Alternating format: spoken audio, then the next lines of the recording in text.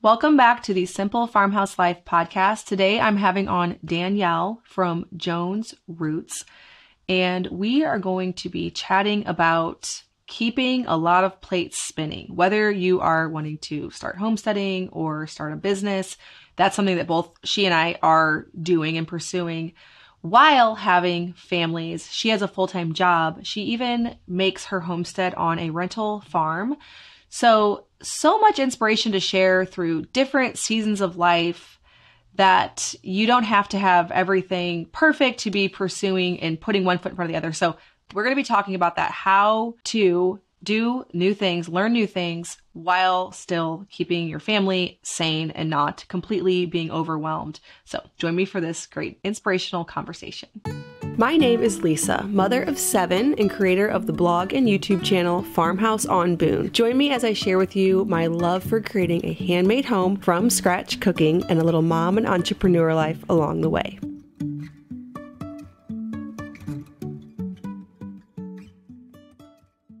Thanks, Danielle, so much for joining me. I'm really looking forward to talking with you. I think this is a topic that a lot of people really need a lot of encouragement on. So let's start by doing introductions. You can tell us about you and your Instagram, your blog, and then your business that you have.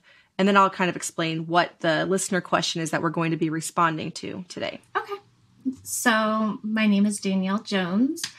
I am a mother of 2 little boys, ages 1 and 4, married to my high school best friend. We are a homesteading family. We homestead on a rental property. So we do not own we don't own our house. We don't own our land, which I think is a really important part of our story. Yeah. It's a little bit unique to the homesteading community because you don't get a lot of it, but I'm here to shout that it is possible. I'm a watercolor artist as well as a full-time graphic designer. So I do have a 9-to-5 job, but I do work remotely, but also kind of important to our journey. Yeah. Our homesteading dreams started about 8, almost 9 years ago at this point, but we've really been all in, meaning like we've had chickens, massive garden for about 4 years now. And that's kind of, I would say, like when we really got deep into it. So over the course of the past 4 years, we have a huge garden. We have raised meat rabbits and chickens. We've had well over 30 laying hens at all times. So obviously hens have come and gone, but we've always had about 30 in our flock. Yeah. We have 3 turkeys and have had dairy goats. So that's kind of our homesteading, all that we have done on this very small property. We don't have a ton of acreage and we don't even own it. So we have 2 businesses. We have Jones Roots, which is the Instagram that you had mentioned, which is where I share my art. It's our blog is linked through there. It's where we share our homesteading journey and just our day-to-day life. I try to show up in a very authentic way that I think is a little bit unique to social media, because social media can paint this really kind of like picturesque, beautiful side of homesteading. And I try to show up and be like, well, I burnt my bread today. A chicken died in my backyard and my 2-year-old has just completely destroyed my kitchen. I'm barely hanging on. And I think that it's something that has made us unique a little bit because people want that relatability. And as an artist, I want to have beautiful curated moments. And there are beautiful moments. The roasted chicken on the table, the harvest baskets. But showing up in that very transparent way, I think is a way that we've really fostered a great community. Our second business that you had mentioned is the Farm School Co., which is where my husband and I create learning resources for children homesteading and homestead dreaming families. So I always say at the Farm School Co., K is not for kite, it's for Kiefer. U is not for umbrella, it's for udder. And it really kind of stemmed from an actual need of myself because I was starting to homeschool and just, I was looking for educational resources for my 4-year-old, almost 5-year-old, and there wasn't anything that related to us. And I was like, how great would it be if I could have, B is for Burcombe, C is for canning, And being an artist, I was like, I'm just going to make it. And so I started just creating resources. My husband started writing for it, and it kind of expanded. And so we have the Farm School Co., which is not just for homeschool families. It's for all families wanting their kids to learn about this lifestyle and regenerative agriculture. We really try to focus less on like the farmy, like old McDonald aspect, and more on like homesteading, what you can do in your backyard. That's so cool. I love that you said that about the rental property. I actually didn't know that about your story. And it's funny because right before I jumped on this call, I was nursing the baby to put him down for nap. And one of my favorite apps to scan is Realtor, because just why not? Yeah. And I came across this property really nearby that it has 8 acres and a little house, and it's a really good deal. Like it's very inexpensive for what it is. And I thought, like, I was literally just minutes ago thinking, I wonder if anybody would rent a little homestead. Like, 'cause we wouldn't move if we bought that as a rental house. 'Cause normally when you look at rental houses, you look at like, like a little cheap house in town versus like a house on 8 acres. But I was just having that thought. And so maybe a family like yours would come in and do something like that. So I'm sure that's a whole discussion on its own, like what kind of things you put in place as far as infrastructure when it's something that you don't own. But yeah, that's an inspiring thing to know that you could homestead. Now, do you guys have just a couple acres, or how does that work? So I don't know definitively how much land that we have, just because it wasn't. Yeah, it's not. It wasn't marketed that way, and we don't own it. Right. So like, I don't have the deed or anything. I would say we have maybe like 1.5. Okay. If I checked out Zillow, I think the house sits on quite a few acreage, but our landlord owns businesses that surround our entire property and other rental properties. So we don't have access to all of that. It's really just whatever we can do in our backyard, if that makes sense. So it definitely was a blessing. It's one of those, winks from God that my husband and I were dreaming about being able to do this, but we were not in a place that we'd be able to buy a house. And it kind of just fell together in the most perfect way that it was like, that was meant to be.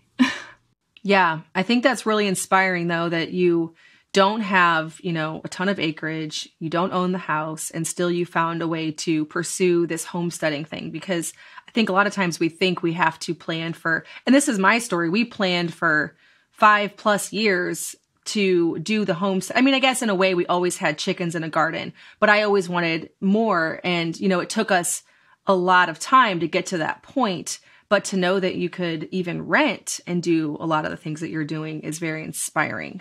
Thank you. Okay. So this is the question from a listener that I want to address with you, because I think that you have a lot of inspiration to share on this topic. So, okay, I'll read the question.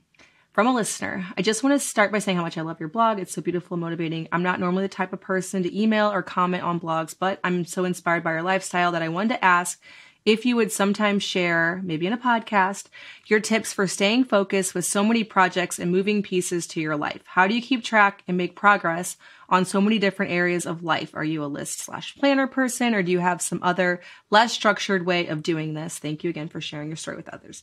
So with this topic, obviously, none of us have this all figured out. It's really challenging to find a balance whenever you're trying to pursue lots of goals, and at the same time, you have a family, you're homeschooling. I think a lot of people, when you get all those plates spinning, the tendency is to just like curl up in a ball and say, never mind, I won't try anything. And I think that you've, based on reading your story on your website and your Instagram, that you've done this really well. You set out, you had some kind of goal, and then you started actually pursuing that. You already mentioned that 7 years ago that you started running toward this lifestyle. Can you tell me about that dream specifically? Like, what goals did you have at that time? Was it all laid out how it's coming to pass, or was it more of like a vague dream? How did that look for you? So it did start 8, almost 9 years ago. It was right out of college. He was my then fiance, and now my husband, Nick. We just moved home from living in Philadelphia. And one of the questions that I guess I get asked all the time is, did you grow up this way? I'm like, no, I lived in a suburb, ate a standard American diet, very, very, normal. And I would say that the dream really started with knowledge and my eyes kind of opening up. I've had a lot of people who are like, could you, have a different dream. And for me, I'm like, I can't unknow what I know now. I have to continue forward. And it really started with a TED Talk that was talking about the reality of the food in America, what's sprayed on it, the chemicals in processed foods, things that we're eating unknowingly, the chemicals in our products, and GMOs. And this was, it was 9 years ago. The GMO Verified project was just coming out. The organic options were very, very limited. There wasn't a ton of blogs. And after listening to this TED Talk, I went on to Pinterest, like you do when you're in your early 20s and you're female.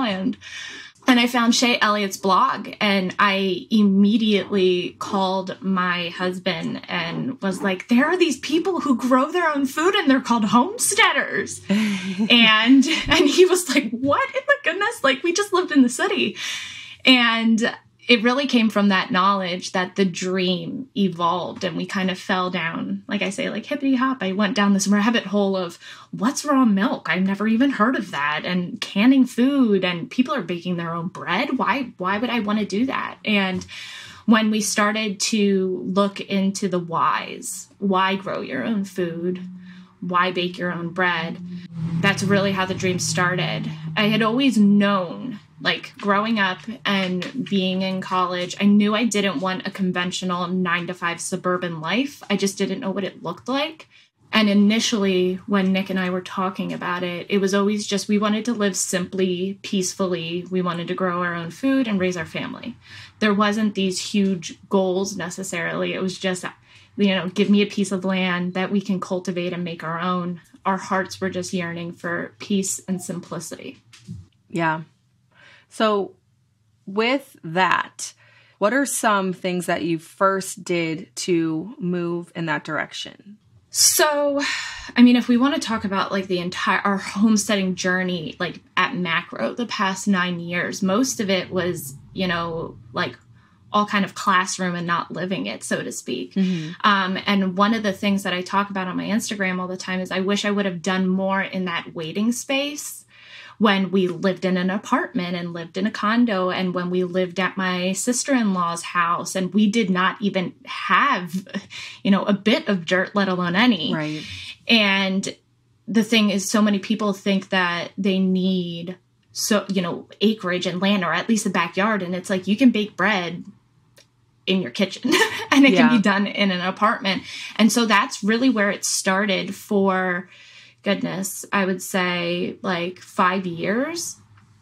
We were just learning skills, and nobody really wants to talk about that. Everybody wants the pretty harvest baskets. They want to can their own tomatoes. But I'm like, when you get those tomatoes, they're like gold. If you don't have the skill to can them, you're probably going to ruin your first batch.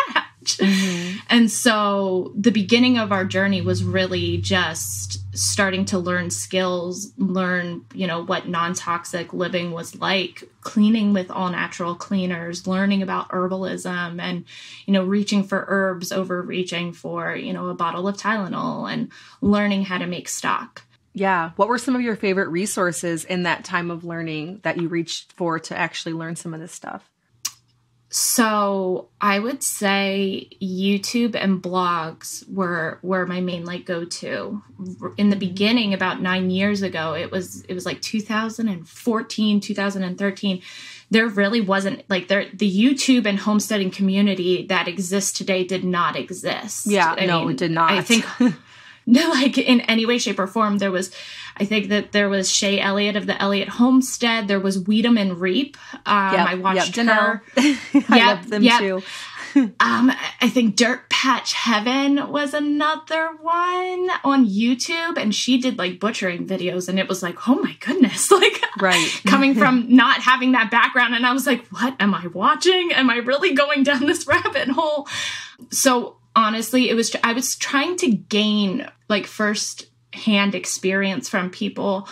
We went to Barnes and Nobles and tried to get the books. And there's I think the first book that I bought was Country Life Encyclopedia. And it was all kind of skills, and it touched over canning and all of that stuff. But it was really aimed for people who had land.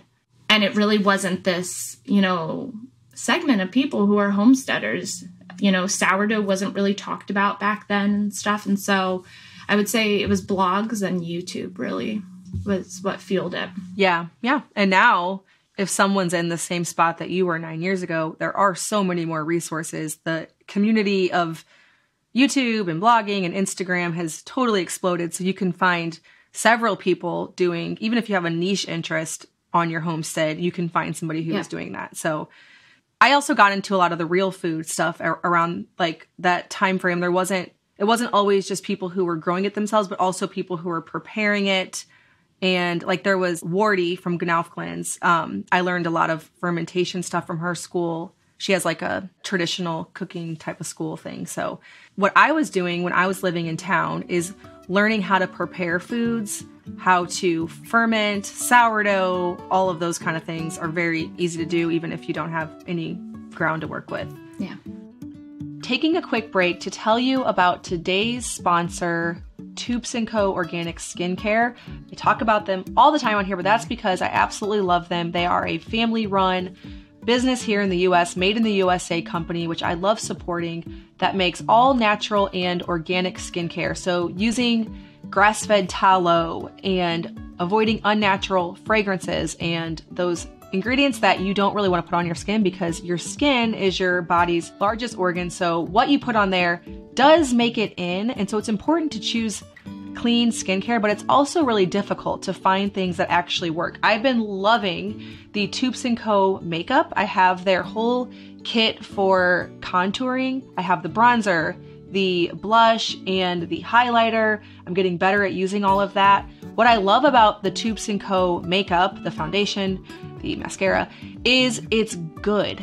I've done a lot of making of my own foundations and makeup products, and they're great, but they don't really have any longevity on my face. They go away really quickly, and they just don't hold up like cosmetics from the drugstore. And that's what's been holding me back for years on really finding a makeup routine that I was happy with.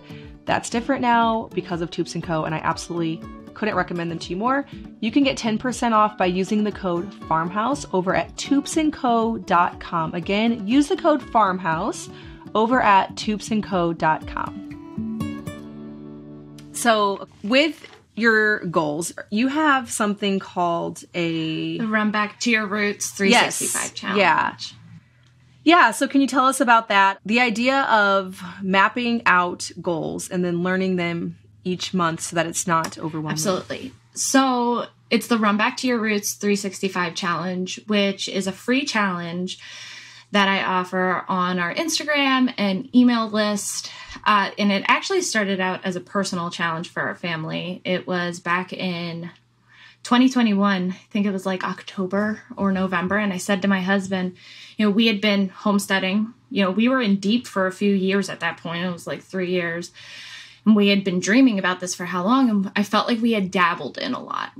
I baked bread, we cooked from scratch, we were making stock, we were doing all of these things, but I felt like we kind of only hit the surface of them. We weren't like experts at them. So I had a general idea. I knew the process of water bath canning. I understood how to ferment, but I really wanted to dive into each of these skills and really kind of hone them and bring them in as rhythms for, weekly, or if not monthly, seasonally, for our family. And so it started with me just bringing it up to my husband. And I was like, what do you think about in 2022 if instead of trying to do everything at once, which we've tried and it's overwhelming, what if we spent, January on just baking bread? And I didn't necessarily worry, we could do the things that we knew how to do. That's easy peasy at this point. I can start the seeds and do what I need to do in January, but let's just really bake a lot of bread in January. And that's a really good time to do that too. Right. And January, like that, if you're going to learn bread, just stuck inside. Yep. Eat the good food, carb up, worry about it later. But, and just really dive into cooking from scratch. And what does that mean to make really good sauce and really good stock? And how can we get processed, foods out of our house, which we had done, but during busy times, we tend to lean on them again and stuff. And so that's how the 365 challenge came to be. And so I started sharing about this idea that I had, and people were like, please share on stories and on your Instagram. I'm super interested in this. I would love to do it alongside you. So essentially, come the beginning of 2022, I started putting together essentially like content calendars of what I would be covering that week. And I laid it out. I took polls on what people were interested in learning, and it was like 500, 1,000 people. And at that point in time, our Instagram was like 10,000 people. And within a matter of like 3 months, it grew to 50,000. Wow. And we had like 15,000 people on our email list who were like, I want to follow along. And so we just hit the big marks of, goals that our family really wanted to do, like being prepared. I wanted to have long-term food storage and stuff. Whether other people were interested in that, I don't know, but it was important to us. So I made sure that was July. And we had 12 goals, and we've been working towards them. Some months are more successful than others, but I share about it every month, and people are following along in the stories. I email out and send out supplies list, resources list. I try to give Instagrams of people who are like, man, I really love fermenting. Great. Head on over to the Cultured Guru and stuff. Like, there are other resources outside of me because I'm just learning. Mm-hmm. I think what has made it so successful was I showed up in my stories in a really like authentic way. And I started off the month being like, you're going to bake bad bread. Mm-hmm. Bottom line, like in order to make good Get this bread, out of the way. you're gonna bake some really bad loaves. You're gonna burn it and maybe raw in the center. Like, let's just get that out of the way, guys. Like, we have to completely accept failure and move on from it. And I think giving people that out of like, okay, it's gonna be really bad at some points, but it's gonna get better. Mm-hmm. People need to hear that and give themselves grace. And if we're having this conversation of goals and learning new skills, so many people get stuck in like analysis paralysis and wanting it to be perfect. Yeah. The perfect time, the perfect kitchen, the perfect season of life. And, that doesn't exist ever. No, it doesn't exist. And I think a lot of times, like you said, you're looking for the perfect time in your day. And I know with me, I have a blog. And so a lot of times I plan when I'm going to make certain things around when I'm going to have good light to photograph and my work hours.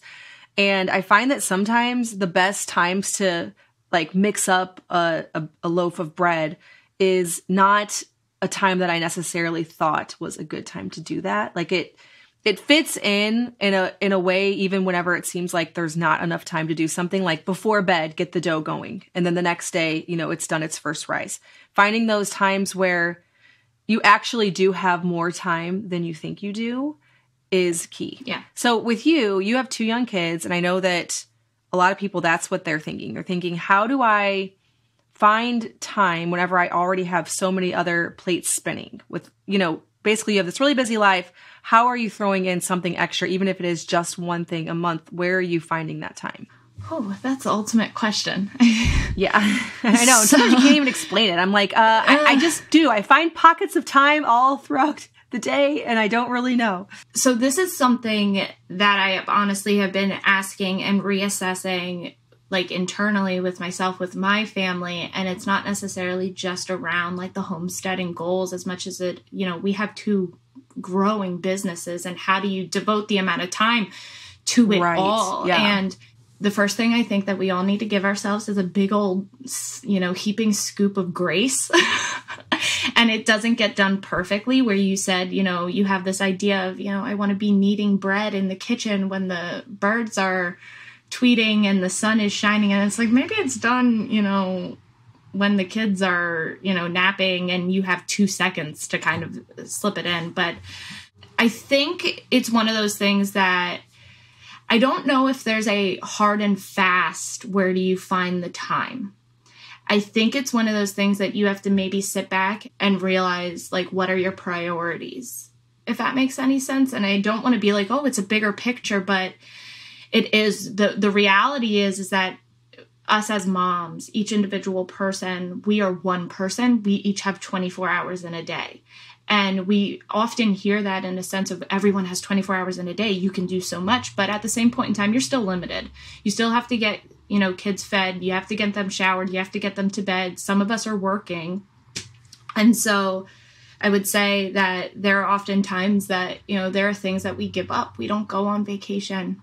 We don't go out on date nights and stuff. And so because we have a passion and want to live this life. And so it would be easier to order pizza but the priority is nourishing meals for the family. And so you find the time, if that makes sense. And it's often in cracks. Yeah, it's in cracks. And I think the biggest key with all of this is you build confidence and you gain knowledge. You might have this thing on your to-do list for years, like, I want to learn to bake sourdough bread. And that just stays on the to-do list because you don't know what to do to even start. And so getting over that hurdle, whereas once you know how to do it, it takes no time. Like making mozzarella cheese, making sourdough bread, making milk kefir, yogurt, sauerkraut, all these things that go on regularly around the homestead. Those are things that if you don't know how to do them, you first have to have enough time to get out a book or a video, research it, then do the first step. And that's what stops you. And so once you actually have the skills, like you have this thing where you grow together as a community, figuring something out, maybe you bounce ideas off each other, or you at least are there for moral support and encouragement. Once you're past that, none of this stuff honestly takes that much time. Like I started yogurt this morning, I strained off kefir, we milked the cow, but I still managed to have time for a lot of other things. And that's because none of the thought went into it. It was just something that's very easy. It flows into my routine. And so it's as easy as brushing my teeth. I don't worry that I'm not going to have enough time to brush my teeth each day. You just do. So I think what people also need to know is once you have the confidence in the skill, none of them are really that time consuming. Yeah. And organization, having not necessarily a schedule, but a rhythm, it becomes a little bit second nature and habit. You're feeding the sourdough before you go to bed because you know that it will be active and ready and bubbly for the morning for you to mix the dough together, which takes 60 seconds. So yeah, the time is not it. It's really not. I think it's just the confidence in getting through the skills. And it's easy, I guess, for you and me. We're here on the other side of already knowing how to do all this stuff. And so it's easy now to say that. But there was a time when it was everything I could do to learn how to, first ferment something or do sourdough, or even when you're talking about the businesses, writing my first blog post, getting to the point where I could even write the blog post was a big deal. And now that stuff just pumps out because it's now easy. It's second nature. Yeah. It's like intentional living. So, being intentional about those times and stuff, I think is important. Not scrolling on social media helps as well. It does. Yes. That really helps. You'll find you have a little bit of time. So, okay, let's get down to some like nitty gritty type of stuff, because I know a lot of times these conversations, and for good reason, turn into more of like a motivational talk on how to, learn new things and find the time. But I think people want to know how it actually went for you. Like, what things did you plan out? Did you use a planner? I guess let's first talk about that big picture, like what you laid out, how you broke it down, and then we can actually get into daily, like right now with the things now, how are you laying out your week? So do we want to talk initially the goal, like back in 2019 when we were like, we're going all into homesteading? How did we set that goal up? Or are you talking specifically to 365? Yeah, like how you set that up and start putting one foot in front of the other, like specifically, because there's people who are thinking that they're like, I want to do a lot of this, but I don't even know like which foot to put forward first, Yep. So we did have the conversation of having the grace to accept failure. That's really important. And I think that starts at the beginning of any goal making. You have to have that. Just don't get stuck in analysis paralysis. Do it messy. Get it done. Done is better than perfect. And I think that that's really like important when you're going into this, because so many people are like, I want to get chickens, but they're waiting for that perfect time. I would say the first year when we were like, we're all in, like I literally said that to my husband. I was like, we've been dreaming about this for 5 years. We've talked about it and we're either doing it or we're going to stop talking about it, because it was becoming disheartening at that point. And I hate stuff like that. Like that. I hate things whenever we think about doing something and we talk about it too long. I'm like, no, now we do. No more talking. Action. So we just set a large goal for the year of of just, we want to have chickens and we want to grow a portion of our food. Not anything crazy substantial, but we wanted chickens, we wanted eggs, and we wanted to grow our own food, and kind of broke down. We looked at what we were eating. And so, like, my husband and I, we're not big squash eaters, so that didn't make it into the garden necessarily. But what were we eating and what were we interested in? So it was chickens, having a larger garden, expanding the garden, and we actually got bees that year. Okay. And what I did... So 3 big things. It was. And I sat down and I planned out our entire year in a spreadsheet. So I do use, like, just any old notebook for a to-do list because I need to write things down. It's like part of my morning routine. But when it's come to our homesteading goals, I need to have a very like big macro. I need to look at my year. I need to look at my seasons, because you don't get chickens, during chick days in the spring. Getting chickens starts a few months beforehand because you need to get a brooder set up. You need to invest in a few things. Like, it's not something that you just jump into one weekend. Right. And if you're waiting for spring chick days before planning that, you're going to probably miss spring chick days.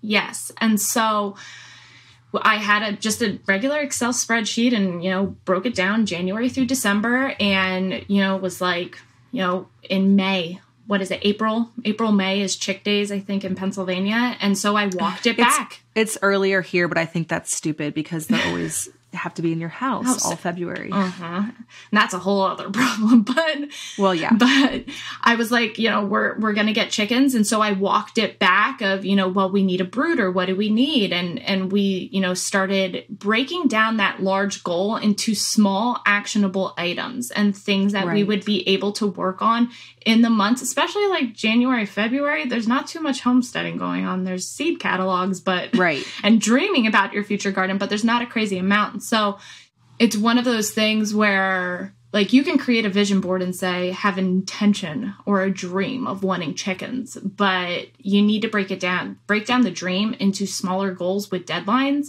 So you need a brooder, you need a heat plate, you need to build a coop. That's all really important for having these livestock animals. And we didn't have a lot of money. So this was something that we needed to do on the cheap. Yeah, we had to invest in months prior. Like, we were living paycheck to paycheck. So it was, putting little bits of money for months in advance to buy the bee boxes and the beehive and, the fencing for the garden and all that stuff. It had to be, planned out. And so being, again, intentional about those goals and breaking them down into actionable items. So you made a spreadsheet with all of 2019, each month, what had to happen for you to get chickens, bees, grow your garden, like order seeds this month, get the brooder box, get the hives or whatever, all throughout the year. Yeah, that makes sense to have it all laid out. And I like that your goal, it was a stretching goal. It wasn't a small goal, but it also wasn't, in 2019, we're going to save up enough money to buy 5 acres, get a dairy cow, fence the whole place in. It wasn't like, it was a doable goal, but it was also a big goal, but doable is the key with all goals. So the next question is, how do you stay motivated to do all this? Because again, we want to crawl in a hole sometimes and curl up whenever there's fall clothes to swap out and a menu to plan for the week and homeschool books to order and so many moving pieces. How do you stay motivated to stay on track with the spreadsheet you made so that it's not just a 2019 spreadsheet, it's actually getting checked off all throughout that year? Absolutely. So when we talk about motivation, we're kind of talking about fuel.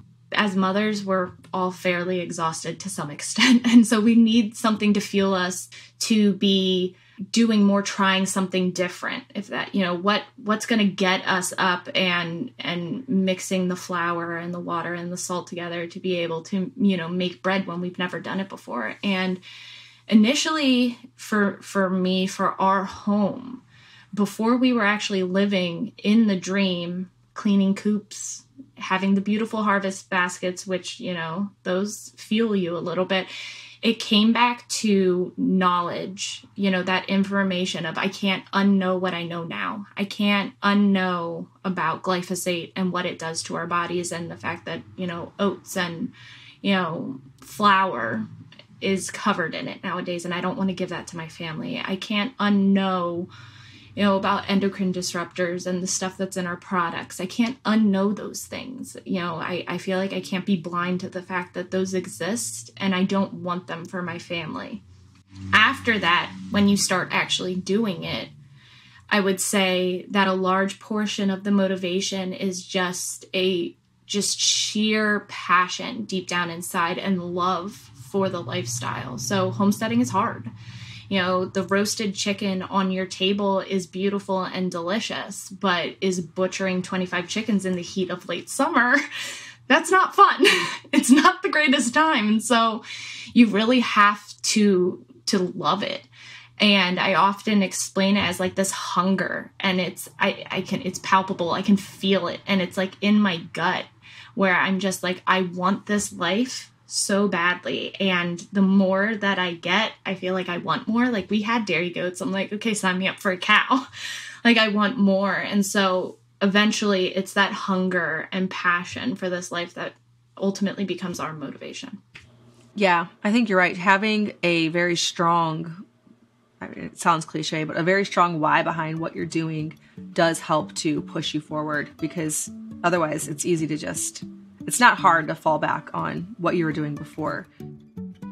Taking a break from this great conversation to tell you about my free blogging masterclass, the way that Luke and I are able to stay home on our homestead, milking the cow every morning, raising our kids side by side, baking sourdough bread. The way that we are able to have all of this time to do this is because of my blogging business. Now, of course, there's more than one way to be able to homestead, but this is what has made it possible for us to do this together. I started the blog in 2016, and by 2018, it was our full-time job. So not very long after. Now, I made a lot of mistakes along the way. I feel that I could have gotten there a lot faster if I'd known what I was doing. In my free 1-hour masterclass, I will show you my 4-step framework that I use to become a full-time blogger. I'll also share the most common mistakes that new bloggers make that I learned the hard way so that you don't have to. And I still see bloggers making these mistakes constantly, and how to make it work on just a few hours a day. I have office hours so that I can separate my life from blogging, and I also share that with you. Now, over the years, I've also added on a few more aspects of the business, like this podcast, but blogging remains my favorite way to connect with my audience and earn an income because it requires me to be less personal. I can share things that really help people, like recipes. I can focus on my photography. The house doesn't have to be quiet.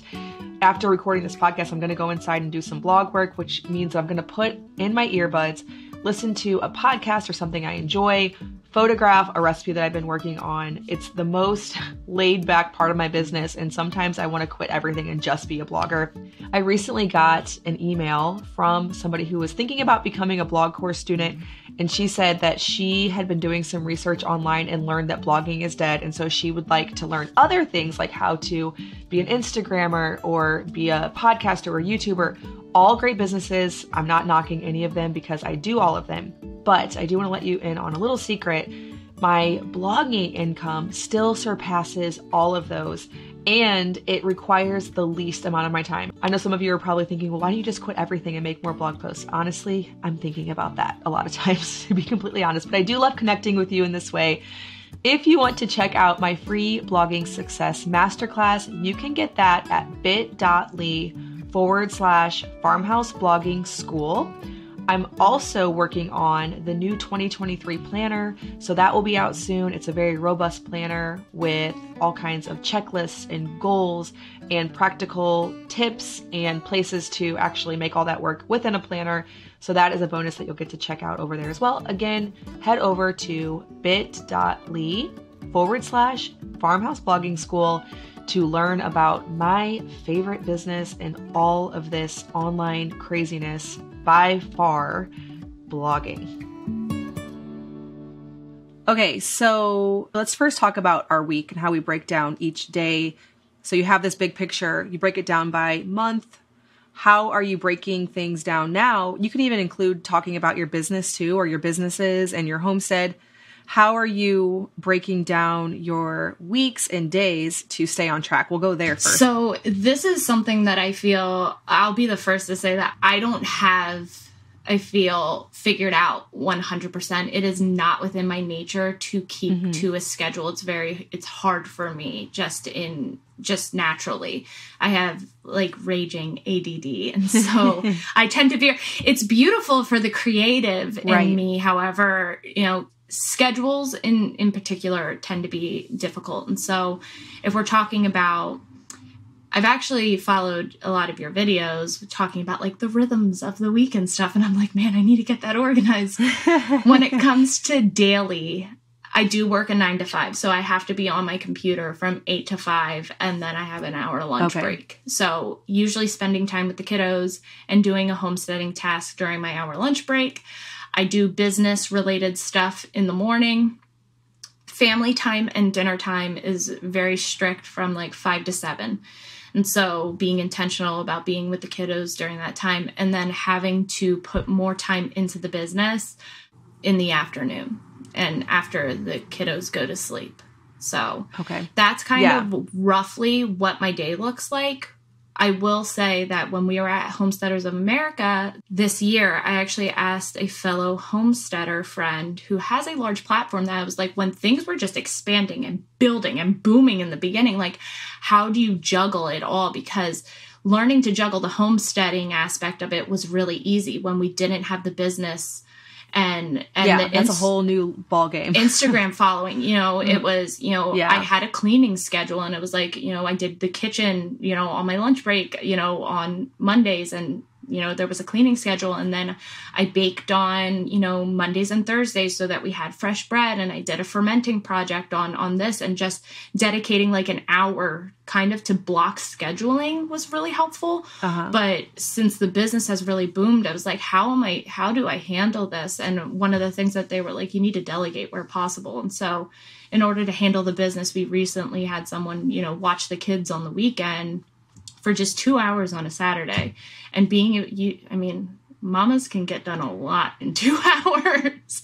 And so if that's all you're going to get, cramming as much in that time, when it's quiet and can be focused. So that's been my daily kind of how things have flowed, where I feel like over the course of the past year, our homesteading journey has been really interesting in the fact of, if you would have asked me a year ago, my whole focus was solely on homesteading, where now, we are in a beautiful rental property, but we want to buy land and have a forever farm so I can have a cow and we can have pigs and those homesteading goals are bigger, but we've had to kind of pull back on the homesteading aspect because of the businesses and what has kind of happened online with the 365 challenge.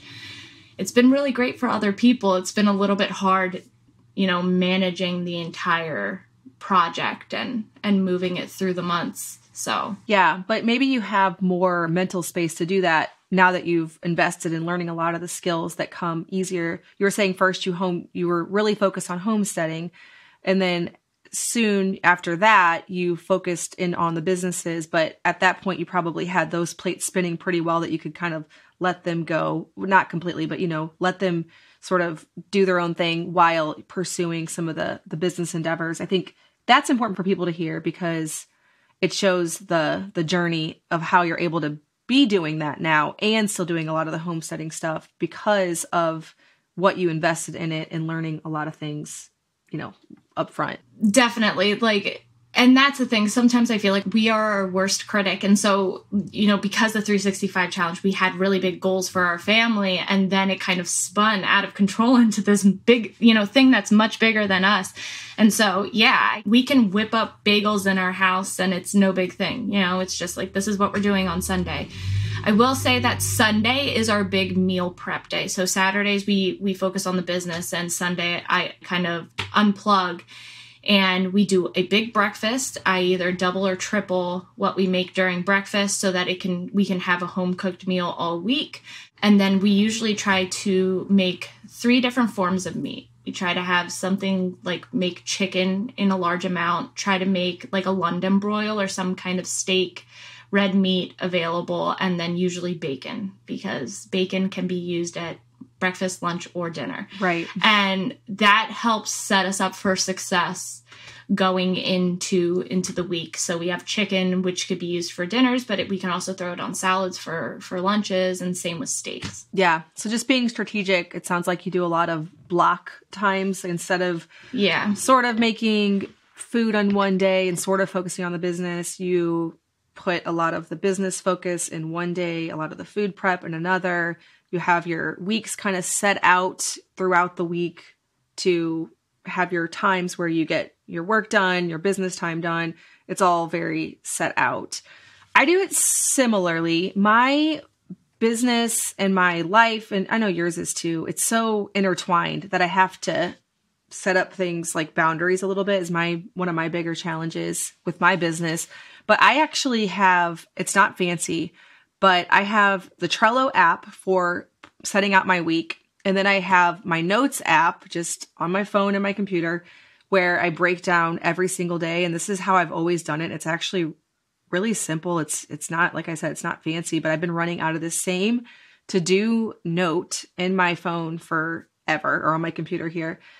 So I have like each day written out like a set of tasks that I have to get done all throughout the week. And then usually by about midweek, I'm already filling in the slots for the following week. And then it carries on from there. So I pull from my Trello app because my business is content.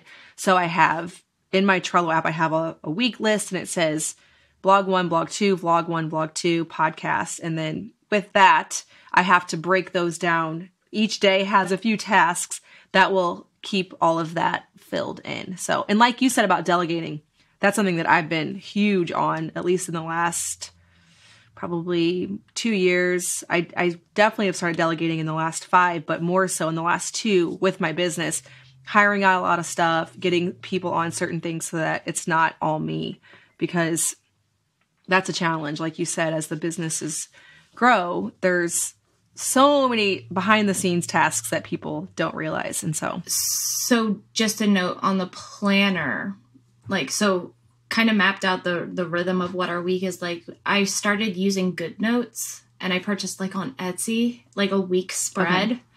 And so planning the week out, getting an idea of what the big points are. So podcast on Tuesday, I need to, go over show notes on Monday. And then for the business, we have a set of non-negotiables of, a post every day, answering messages. And those are kind of like a checklist. And then every single day, they have to happen. Yes. So then there's, always have been a to-do list kind of person. And I don't know if that's just the way that my brain works, because if not, I just would float through the week. I don't know how anything would get done. So before, it was kind of managing each day. Over the course of the past year, the needs of the 365, I need to plan things out. Everything has to be planned out kind of a month in advance. So I have a whole calendar sheet because I need to be planning exactly what I'm going to be talking about this month. So there's a content calendar that's kind of created and passed around. And then, week by week is managed. Yeah. That helps with the way you have that 365 set up. It helps to map out what the big picture is for you to work on, I'm sure. Yeah, that's a lot of plates to be spinning. And do you ever find that you're overwhelmed, or how have you figured out any ways to avoid overwhelm as you've built up some of these things? Definitely can feel overwhelming. I often think to myself, I'm like, if I wasn't doing the business aspect, I would have, just the simplicity of just living this lifestyle. And I don't know, as a content creator, if you ever feel that way, that you're like, sometimes I would like to just unplug and live in a cottage in the woods. Right. Yeah. So feeling overwhelmed is a really natural thing. I will say anyone who is venturing into this and is like, I'm overwhelmed, I can put up my hand and be like, me too. Right. Ways to avoid it. I think that social media does a really great job of portraying people doing things perfectly. And I feel like a lot of the times when I'm overwhelmed, it's when I want something to be done a certain way, or I'm not doing the job that I want to do, if that makes any sense. Something is failing and I feel swamped and I feel overwhelmed. And I often need to remind myself that homesteading isn't linear. It's not, I learned how to bake bread. Now I will bake bread for the rest of my life. I'm never buying store-bought bread again. And so, giving myself, the grace to ebb and flow where it's needed, and kind of reminding myself that we're aiming for peace and not perfection. If there's something in my homesteading journey that is stealing my peace because I'm trying to do it all, then I need to maybe rethink. If it's especially affecting the culture of my house, it's not worth it, if that makes sense. It does. Yeah. If I'm really overwhelmed, I know a farmer who can render my lard and I can buy it from him for cheap. I don't need to do it myself. And it doesn't have to look the way that we want it to on social media. Like Instagram and Pinterest and YouTube, it's this beautiful, amazing place that can inspire us, but we can get really bogged down by wanting to do it all because we think that people are. Right. And we get a really small portion of people's lives. So you're not seeing that people are overwhelmed or that they're delegating tasks. And I try to, I guess, remind myself of that. Yeah, I always remind people that just because you saw me one time show you how to make homemade laundry detergent or homemade beeswax wraps or whatever thing you've seen me make, because I have 6 years or 7 years of content behind me now. So at some point I've showed you how to make a linen apron, a tote, all these things. That does not mean that every time now, like you said, okay, I baked bread once, now I forever make bread. I made laundry detergent once, now I forever make laundry detergent. I made it that day. I showed you how in case you want to make it. But I also, in the last 5-6 years, have bought laundry detergent. I think people are surprised to hear that I don't do all of those things all the time. It's great to have that arsenal, that toolbox of things that you know how to do. But yeah, I feel like the veil has been pulled back because I am a content creator. I don't see it that way. Whenever I see some million follower Instagrammer do something, I also know what the moment could have been like right before it, right after it. Because I'm on that side, I don't struggle with that as much. I struggle with wanting to do like all the things I want to do, want to be the best on Instagram. Like I want to have like these big platforms, and I struggle with that. But I know what's behind the curtain, whereas like I have to remember that not everybody's on this side of it, knowing that, okay, they're definitely not doing all the things all the time like you might think that they are. And they're not even trying to portray that either. Like I never said I make all my laundry detergent. I said this is how you can make laundry detergent. Exactly. But people get these assumptions. They build this up for you of who you are. One of the things that I talk about often, because this is probably the most asked question, like how do you do it all? And I say imperfectly. Like my days they're not like beautiful with like, birds dressing me in the morning. Like things are chaotic sometimes. And like yeah, I mean, I wish that would be great, but things are chaotic sometimes.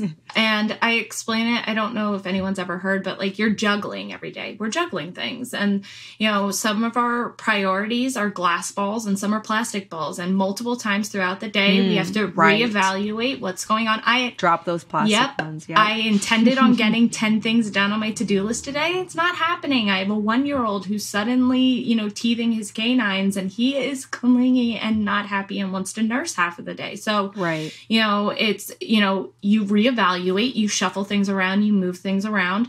And it goes back to that, like giving ourselves grace. We're not perfect. We're not doing it all. But I guess a tactical, tip, I know in one of the videos that, it was one of the videos where you were talking about, like, just because my house looks clean on Instagram doesn't mean that it's always clean. Like, it doesn't always look like this. Like, this is not reality constantly. Right. But you talked about, like, time-saving things that you gave up. And it was like, folding your kids' laundry. And you're like, I'm not doing that anymore. And I was like, great. If Lisa's not, I'm not. Like, right. That's optional. Okay.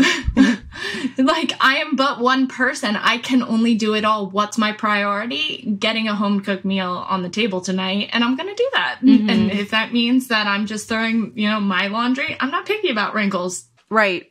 Yeah. And I have those thoughts too. Like a friend of mine, M is for Mama on Instagram, we talked about how she always gets these pictures of all of her kids and they all look really cute on the front porch for church. And I said, how do you do that? And she's like, remember, I don't bake bread. I like clothes. So you have the desire to make bread. I have the desire to dress my kids in these cute matching clothes. Something has to give. Clearly, you've decided that was more fun. I've decided this was more fun. So yeah, you'll probably not both bake bread and get the kids in the cute clothes on the front porch. Like we're just, we're lucky if we get to church with shoes, much less cute matching clothes. Like there won't be a Christmas picture. It just, there might be, but it doesn't happen much. There might be a Christmas picture, but that's about the extent of it. Yeah. You have your priorities, and it's important to remember that everybody knows that. But I do find with the questions people ask me, they have built up some of the things about me and what all I get done that's not even true. I didn't necessarily say it was true, but just assumptions that you make by seeing certain things that people do. You think they do everything. This was, and kind of going into, seasons of, do you get overwhelmed? And we are but one person. We have 24 hours in a day. And though we live in 2022 where we think we can do it all and have it all simultaneously at the same time, that's what we're told through the media. There are times that you're going to have to pull back. And, one of the ways was I didn't get the amount of canning done this year that I wanted to. We utilized freezing for food preservation a lot. So I have a ton of things in my freezer that are waiting to be canned. But with the way that our business went, it's a really natural thing that you're going to go through seasons. Mm-hmm. Yeah. And so you may have a baby, you may be struggling with illness or, anxiety, mental illness, postpartum. Like these are all things that I feel us as women, we can really beat ourselves up about that. I've had to remind my friend that I was like, you get 4, maybe 5 buckets a day that you can put larger projects in. And if you don't have those buckets, that's it. Like buy the store-bought bread, make the best decision that you can get about what you're buying if possible, but buy the store-bought bread. Don't drive yourself nuts. Don't let it steal your peace. Yeah, because that's something we have to reevaluate often is what are our goals? What are we trying? Like you said, you and your husband and your family, you want peace, you want simple living, simple lifestyle. There are a lot of things that can go when you're pursuing that. And there are different directions that you would go if you were pursuing something else, like as much money as possible or, whatever goal, other types of goals you could have. There's definitely a direction you're going to go based on that goal. And so we constantly are doing that. We're reevaluating, okay, what we wanted was very similar to yours, simple living, peace. Maybe that means that I don't show up on Instagram like I'd want to. That's the current direction that we've taken. I've hired somebody to take over my Instagram, pull for my YouTube to make reels. I've deleted the app off my phone. I pop in maybe once every 2 weeks to see how stuff's going. And does that mean that my Instagram isn't near what it should or could or whatever? Yes. But at this point, the priorities are peace, simple living. And yeah, that's what works currently. So very important to prioritize. Okay. I have one last question for you before I let you go. Okay. If you have ever had to step back from pursuing something that you do deem worthy in your goals and your priorities, but you had to stop, how did you build back up your momentum if that's something that has happened? So I would say, we're currently living that season right now where we're trying to manage, this booming homestead and also a booming business. And so, working a 9-to-5 remotely, I have 2 kids, 1 and 4. They're still young. They need me a lot. Yeah. We're trying to find our forever farm and moving within the next year. So some of the things that, we were doing, we had dairy goats and we had to pull back on that. And there are some things that I was like, this isn't manageable with where we're moving. We have to take a step back in order to take a step, a giant leap forward of moving within the next year and having our own land. So it definitely has happened to us. I would say, again, not trying to live in this perfect place. It's okay to fail. It's okay to take steps back. But when it comes to the momentum of having motivation again, I may not be good at answering this because it goes back to that passion that we have. I don't want anything else. I've literally cried to my mother at times, when we were, newlyweds and poor. And I was like, I don't want a fancy car. I just want land and to live simply with my babies. That's all that we want. Right. And it goes back to that fuel, which we have been like stoking that fire inside of us for almost 9 years now. We have the knowledge. We know why we don't want to eat, a conventional American diet, why we want to have a nourishing diet and what we want to give to our kids. We've had a big old taste of the homesteading life. And now, it's not just the knowledge of, oh, I want to do that because it's a smart decision for us and for our family. It's now, I love it. Like, I love springtime and the seedlings popping up. I love having fresh cut flowers. I love having the conversations at my dinner table with my kiddos, with my 4-year-old of, we raised this chicken. You helped raise this chicken. You were there on the day that we butchered it. We know where this came from and what was given up for us to be able to put this food in our bodies. And we're very, very busy, and the garden ended up being kind of overtaken with weeds this year. We still grew a ton of food, but it just didn't look the way that I wanted it to. Yeah. But my 4-year-old has been asking me all week long, is it harvest day? Is it harvest day? His favorite thing is to take all of his Tonkas, his dump trucks, his excavators out into the potato patch and dig up the potatoes. And it's a big construction site that he makes where he's excavating the potatoes out. And that's what we live for. That's what drives us. And so even on, the years where we're not able to, we've had those moments of just beauty and simplicity in this lifestyle that just fuels it inside. Yeah. So you're chomping at the bit. You won't have to build momentum. It'll just... No, I'm ready for my Jersey cow. I'm ready for the grain. Yeah. I'm ready. Yeah. Well, you're taking all the steps that you need to move in that direction. I think that's so inspiring because you are taking the situation you have now and still pursuing the dreams that you have. And so I know that people are going to love this discussion and be inspired by it. So thank you so much for joining me and sharing all of your for having us. Wisdom. Yeah, thank you. All right, well, I hope that you enjoyed this conversation. Make sure to go check out Danielle over on her Instagram.